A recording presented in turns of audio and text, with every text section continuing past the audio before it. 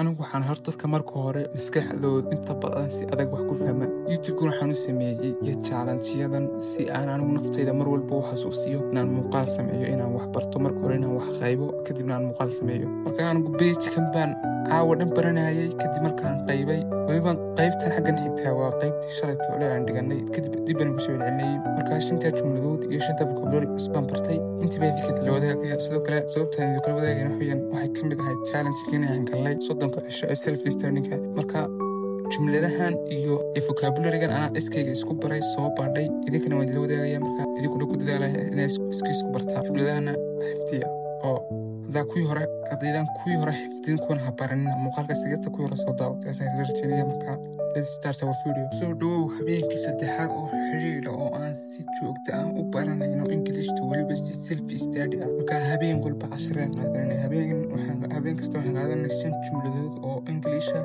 iyo vocabulary sidoo kale dhegeysi badanna waa la sameeyaa inta badan waxaan dhegeystaa walaa war mahayada kuna dhegeysataan I don't know that but 1 hour oo consistent iyo xiriir baan wax dhegeystaa maalintii sidoo kale waxbaan akhristaa videoyada daawada dadka ku dadaalana wax dhegeystaan caawana 5 jumladood qaadanayna wax weeyaan let's not make a big deal out of it arrinta ha buunbuunin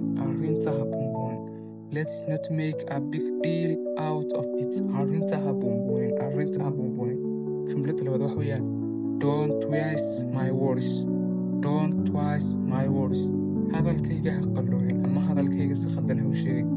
don't twice my words hadalkayga ha qalloocin ama hadalkayga si khaldan ha u sheegin jumlada saddexaad wax weeyaan let's wrap it up aan soo gabagabayno qofba kula hadlayay hadalka ku duwasho waxta hadalka soo gabagabay brother let's wrap it up aan soo gabagabayno jumlada afraad wax weeyaan I am not in a charge anigu mas'uul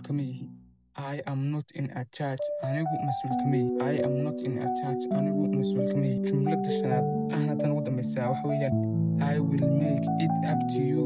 waan ku magdhabi doonaa qofbaad waxbaad ka jeebseen waxbaad ka hadlaysa waxaad ku nasa marka doonaysaa waa ku magdhabi doonaa si ingiliishaan waxaad ugu dhahaysaa I will make it up to you waan ku magdhabi doonaa I will make it up to you 5 jumladood saasi ku leeyihiin marka jumladahan soo qayba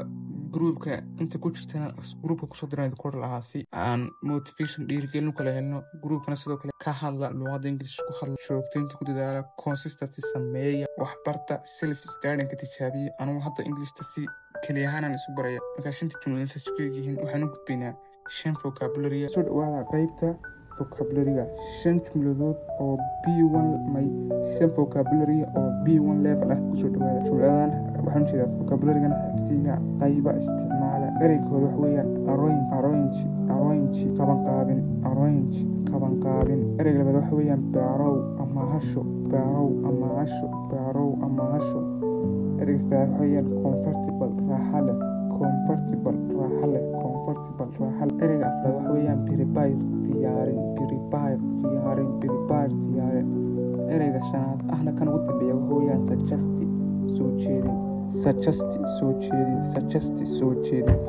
5 jumladoodasi inoogu yihiin markaa ku dadaala inaad qaybtaan sidoo kale kusoo biro groupkeena telegramkeena waxaa ka helaysaan readi badan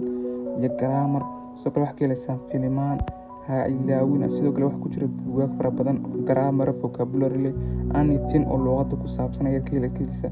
sidoo kale haddaad adigu buugaag English hayso aad doonayso in dhalinyarada lala wadaago kusoo dir whatsappkayga insha Allah ana groupkan soo dhigi doonaa like taylaawuna share subscribe tay nagu dadaala assalaamu calaykum waraxmatullaahi wabarakaatuh don't give up guys until we reach our goal